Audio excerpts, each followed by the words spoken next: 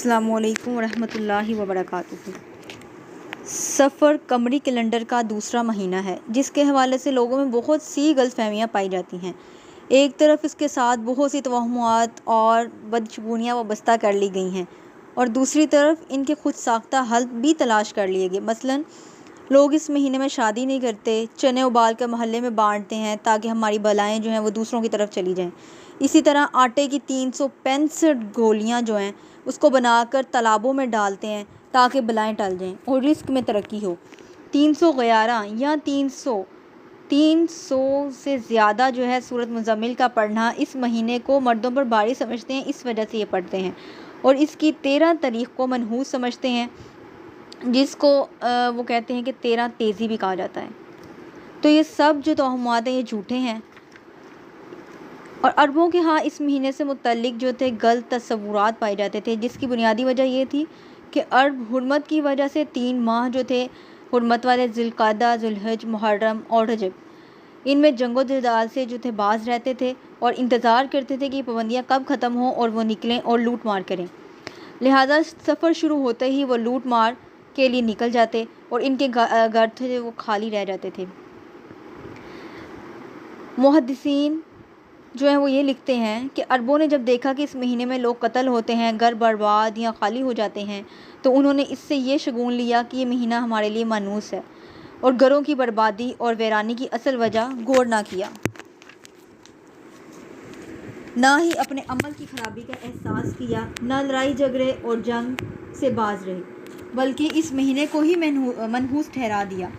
نحوست کے بارے میں قرآن پاک میں ارشاد ہے، ہر انسان کا شگون ہم نے اس کے گلے میں لٹکا دیا ہے اور قیامت کے روز ہم ایک کتاب اس کے لیے نکالیں گے جسے وہ کھلا ہوا پائے گا، پر اپنے نامہ اعمال آج اپنا حساب لگانے کے لیے تو خود ہی کافی ہے۔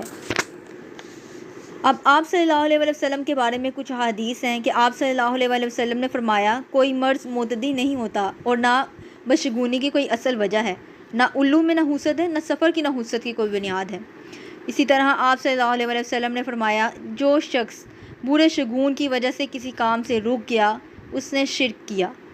عبداللہ بن مسعود رضی اللہ تعالیٰ عنہ سے روایت ہے کہ آپ صلی اللہ علیہ وآلہ وسلم نے فرمایا، بدشگونی شرک ہے، بدشگونی شرک ہے۔ یہ الفاظ آپ صلی اللہ علیہ وآلہ وسلم نے 3 مرتبہ دہرائے اور ہم میں سے ہر ایک کو کوئی نہ کوئی وہم ضرور ہو جاتا ہے، لیکن اللہ تعالیٰ توکل کی برکت سے اسے دور کر دیتا ہے۔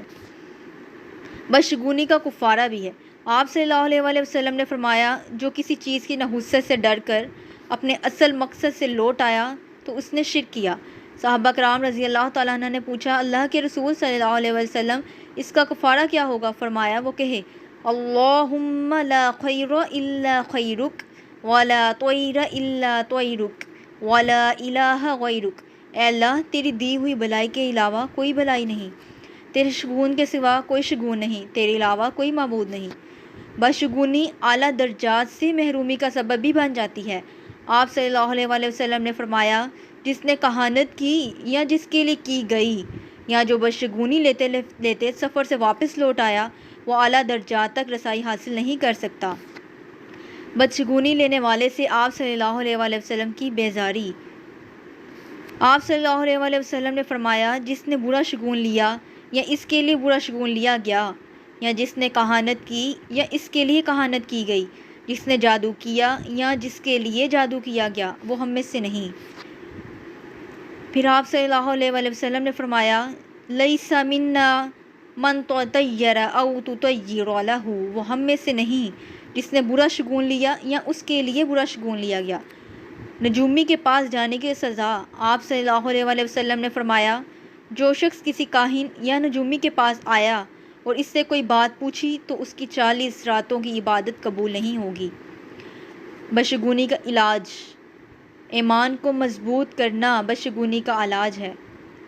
آپ صلی اللہ علیہ وآلہ وسلم نے فرمایا، جو مصیبت تجھ کو پہنچی وہ تم سے ٹل نہیں سکتی اور جو ٹل گئی وہ تم پر آ نہیں سکتی۔ بدشگونی کے علاج کی ایک دعا بھی ہے۔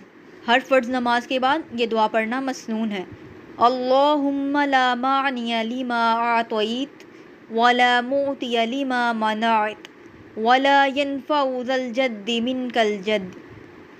اے اللہ، کوئی روک نہیں سکتا جو آپ عطا کریں، اور کوئی دے نہیں سکتا جس کو آپ روکنا چاہیں۔ آپ کے عذاب کے مقابلے میں کسی دولت مند کو اس کی دولت فائدہ نہیں دے سکتی۔ بلا حساب جنت میں جانے والے۔